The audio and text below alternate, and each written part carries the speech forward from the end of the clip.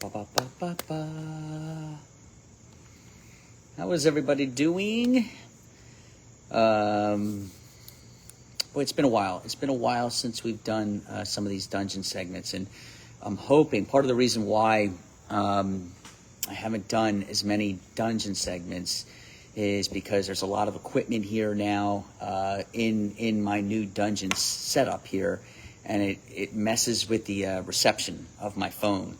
And so I've had a couple of times where I've tried to do one of these and just I can't do it because the reception is terrible and everything cuts out, and I get a big audience and people get kicked off. Part of the reason why I haven't done these as often is that. Another reason is I've been pushing my YouTube channel now because of the problems that I'm having with the dungeon segment. I am able to do a lot more on that YouTube channel versus what I'm able to do on this. So, and I can show you how to, if you're not already on there, I can show you how to get on that YouTube channel before we disconnect here, and you can follow me along there. I've done a lot of really, really good explainers on that YouTube channel, and I'm just going to fill that thing up. And, you know, one of the things, everyone knows this about me, one of the things I like to do is not just forecast, but explain. You know, I give you the why to go along with the what. That's always how I've been. That's my style. I like to explain things, and this new YouTube channel, I'm able to really break it down in video form, and it kind of illustrates some of the things that I like to do. Okay, I'm almost. I gotta be honest. I'm almost afraid to move my phone here. I have a decent reception now. I've got graphics right over here to my left and graphics right over here to my right that I want to show you guys. But I have a decent reception, and I'm scared to death to move the phone because I don't want it to kick all of you off, and then we got to start all over again. But I'll just wait for everybody to jump on here. I'll just keep waiting for everything to fill in. How's everybody doing? Boy, it has been a wild, winter. You guys, I mean, here in Florida, we've talked about this before, it has been stunningly beautiful. We just had 14 straight days in the low 80s. And I know you might be thinking, oh my gosh, for February, trust me, it does sound warm for somebody from the north where you're not used to this, but it's amazing what you get used to because the humidity for the most part has been pretty low. So every day down here we wake up, it's mostly sunny. You get temperatures between maybe 78 and 83 every day.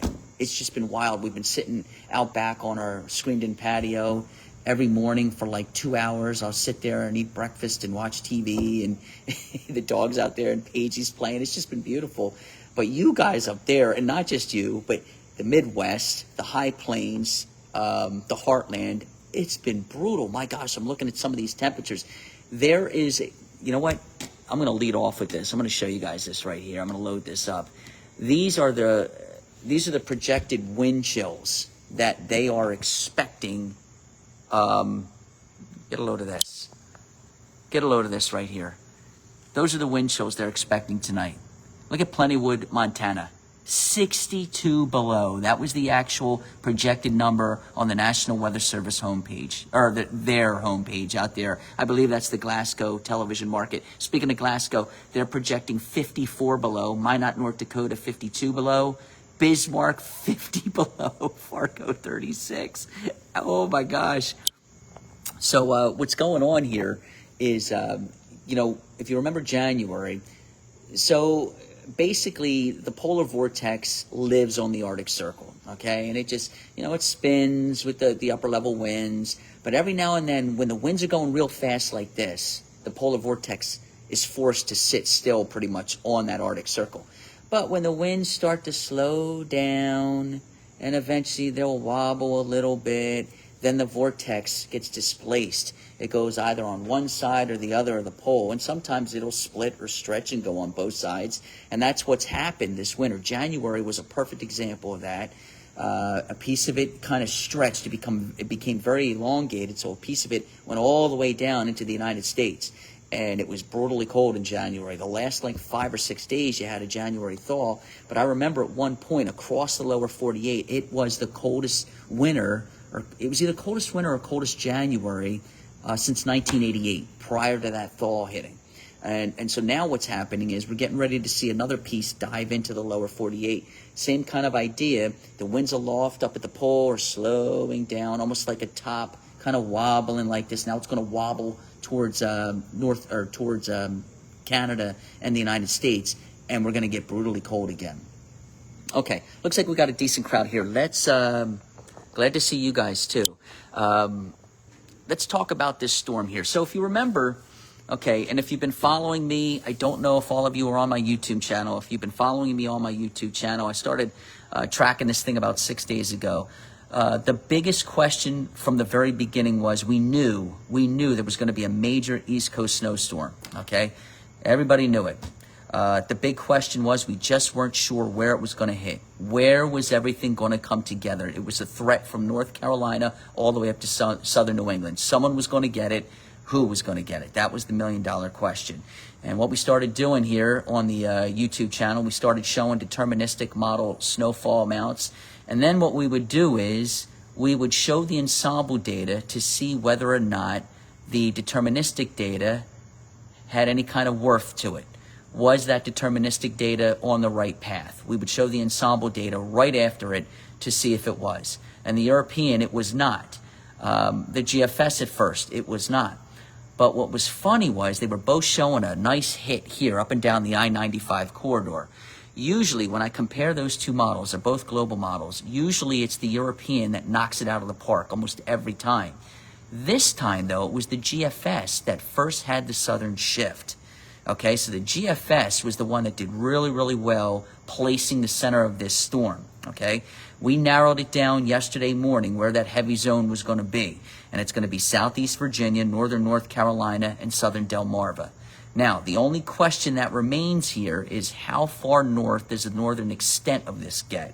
And so for that, we're going to turn to the forecast guidance. First, I'm going to start you out with the European model. See that? ECMWF? That's the initials. This is the deterministic run. And here we go. We're going to set it in motion for you. Now look towards the bottom of your screen. Green is rain, blue is snow, that pink is freezing rain, that orange is sleet. Okay? So everything comes together. You see this thing getting going? But look where we are here. This is Cape May right there. Okay? This is Sussex County. That's Kent County. We're down here a little bit. This is Norfolk, Virginia, southern Delmarva. There's Salisbury, Maryland, Ocean City, Maryland. That's where we are, Richmond, Virginia. Those are the areas here that look like they're going to get pounded. Okay, the storm really gets going, but it's getting going late in the game. This is the upper level feature. This had to merge with this in order to get the walloping here. Okay, and it didn't happen. And on the YouTube channel, go onto my YouTube channel. It's at Chris Sowers Weather. I'm going to show you all that at the very end. But I showed a couple of videos explaining why all of this did not happen. Okay, so surface storm mainly goes out to sea. We get a little upper level snow shower activity behind it. European model has this. Okay, see it? We got the walloping. Now this is all off the coast. Here's the Delmarva coastline. Here we are here. This is northern North Carolina, extreme southeast Virginia. This area here, they're looking at 8 to 10 inches of snow. And I was looking at some of the reporters or the weather forecasters down there. I don't know who they are. I don't know their track record. I just saw them on Facebook. And I saw some of the posts they were making, and they were talking about this potentially being the biggest snowfall in recorded history down there. So we'll see. We'll see. But it looks like a big walloping here according to this model. Here's the northern fringe. Again, the question is, how far to the north does this northern fringe go? Right now, this model has about an inch in Cape May County, okay? And then not much, just a couple of light snow showers across interior South Jersey, okay? Now, the NAM, this is the high res, okay? Very high resolution, 3 kilometers to be exact, okay? So we'll set this one in motion. Now, this was the interesting thing. This is why the forecast was still a little tricky yesterday, okay? All the forecast models, the global models, had what you just saw there, the southern hit, okay, and the walloping with just maybe Cape May County getting an inch or two. But watch what happened here. The high-resolution data, the NAM, came in and showed this. See it lifting to the north? Remember, the darker the colors, the heavier the snow. See it getting in? See it? Now all of a sudden, right there, and then it goes out, okay? Now all of a sudden, you are lifting that heavier snowfall into portions of South Jersey, okay? So this is why we couldn't completely say with 100% certainty what we were going to get yesterday morning. I was leaning towards that European that you just saw, but this was, you know, it's still something you can't just throw it out the window. You gotta take this into consideration. It's a very high resolution forecast model. So this is what it showed early this morning. It was still showing about 7 to 10 inches in Cape May County, 5 inches in Millville, 7 in Dover, and maybe an inch or 2 in Washington Township. And then look at all this. We're at 15 inches here, southern Delmarva. So that was what it showed this morning. And then it finally caved, and this is what it shows now. Okay, so just to kind of show you where we are, that's the European, that's the NAM, now they line up. Okay, so now you can bank it. And then on top of that, the National Blend of Models has actually taken, this yesterday was here. So it has also pushed it off the coast. This is starting to line up too. It does have 1 to 3 inches in Cape May County with that 3-inch line right there at Cape May Point. It's got 3 to 6 in Sussex County, and then once you get into the Maryland, break the Maryland state line in Delmarva, it's got 8 to as much as 10, 12 inches of snow. Okay, so now this, the European, is supported by the high resolution NAM, which is now also pretty much supported by the blend. Okay, the only question here is, does this have any kind of validity to it? I'm kind of leaning the other way and saying this right here. This was the forecast that I made this morning around like 7 o'clock in the morning. Okay, I'm not gonna. I don't model. Once I make a forecast, I usually feel pretty good about it. I don't model hop. Okay, I'm staying put with this. It either verifies or it doesn't. That's how I feel about it at this point. So I've got the 1-inch line from, let's call it Strathmere or Ocean City, southwest. And if you're going down to the Jersey Shore, right, you take 55, it's a 2-lane highway, all of a sudden it becomes 1 lane, it becomes Delsey Drive, right? Do you remember how there's an area here, there's a bend where there's a Wawa, and then once you round that bend, you turn left to go to CIL City and Avalon. Okay, so I'm going to run that line from Ocean City and Strathmere through that Wawa, and then down to areas just south of Dover. This is the 1-inch line, and then right there on the, let's call it the eastern shores of Maryland, I'm going to put the 3-inch line right there at Cape May Point. Okay, so maybe Cape May on the ocean front where Congress Hall is, down to the point. Maybe you get 3. I'll stretch that southwest too, and then you start getting into the 6 on the Delmarva, and then the big stuff is down here, okay, out of the viewing area. That's the forecast I made this morning. This is the first forecast I've made on this storm, and I'm going to stick with it. I'm not going to budge. This is what I think is going to happen, and we'll see. The only thing that I'm worried about here with this kind of a storm is we are on the extreme, well, the Philadelphia television market is on the extreme northern fringe of this. So even a wobble of just 20 miles, the track looks good, but tracks can wobble, okay? Often with hurricanes, we talk about that down here in South Florida. Hurricane tracks wobble quite a bit. And even a 20 to 30 mile wobble can make a big difference here. So a wobble in either direction would greatly change where I have these lines. But this is what I'm going with, okay? This is what I'm going to keep. Now, moving forward, what's ahead, okay? So this right here is the 500 millibar height anomaly, okay? A short way to look at this is oranges and reds are higher heights than what's considered normal, and the blues and the greens are lower heights. So this is all lower pressure, this is all higher pressure. This is a block, this is where you get storm development. So we get this thing coming in across the country. Now this is going to come and go.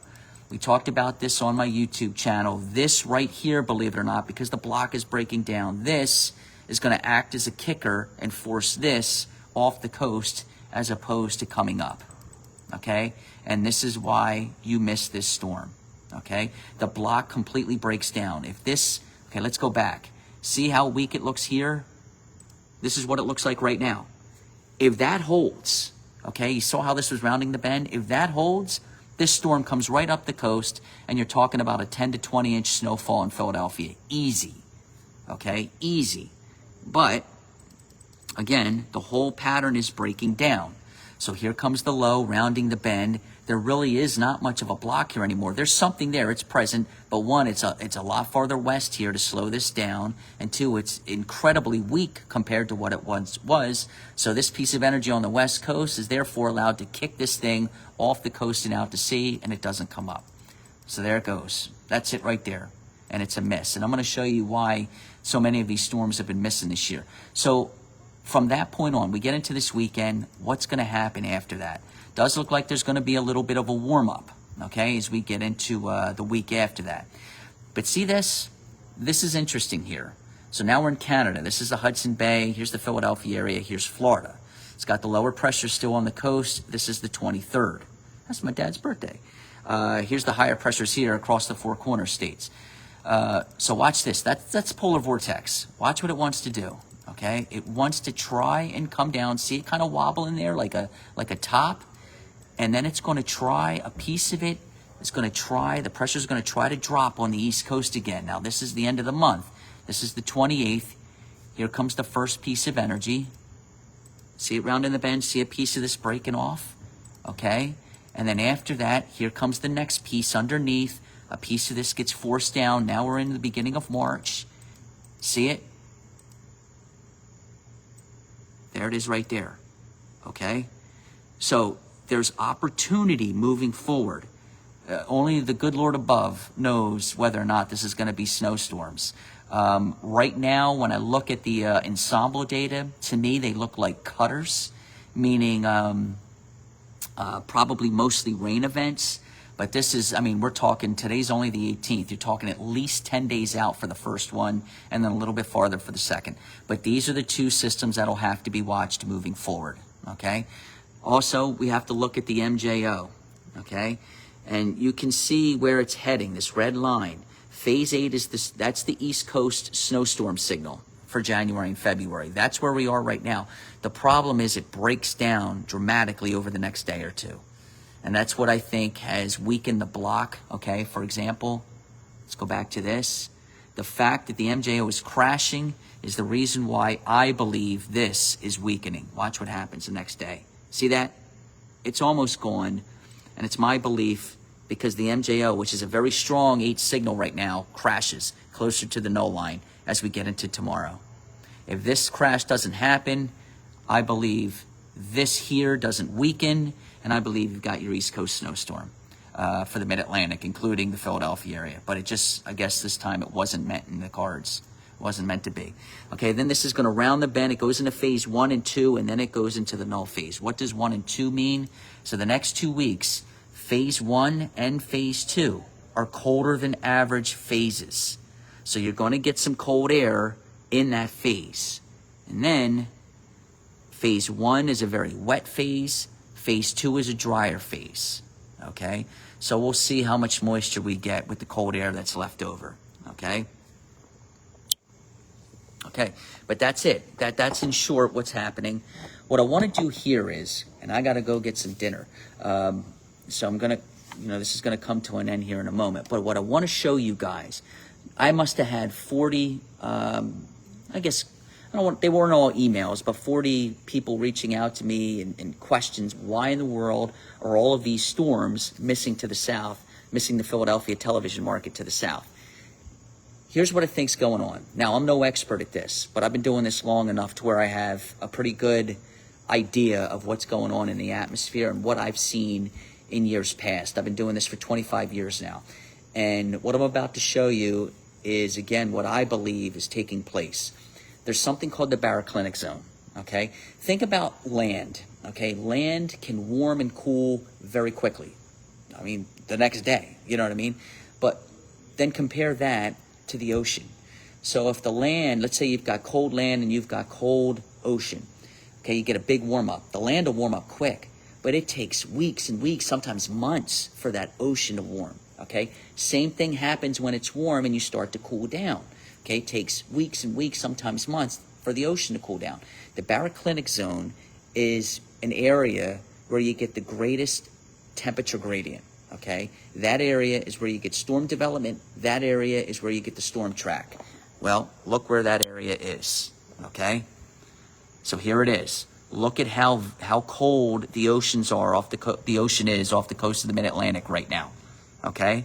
So last year, these numbers weren't nearly as cold. The year before that, the year before that, the year before that, so on and so forth. It wasn't like this. See where the greatest contrast in temperature is? Okay? It's right here. Look how far off the coast it is.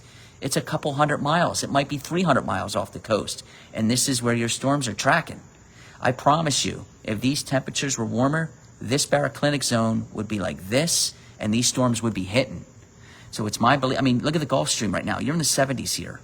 It's my belief that this is what's going on. The baroclinic zone is too far to the south this winter because of how cold it's been. Okay?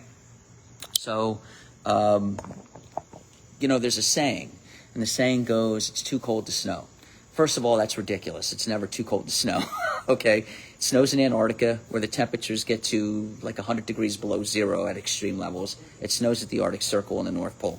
It's never too cold to snow. But sometimes what is meant by that is the big areas of high pressure, they're so powerful, they're so overwhelming as they move into the pattern that they bully themselves in and they force the storm track down and around, if you will.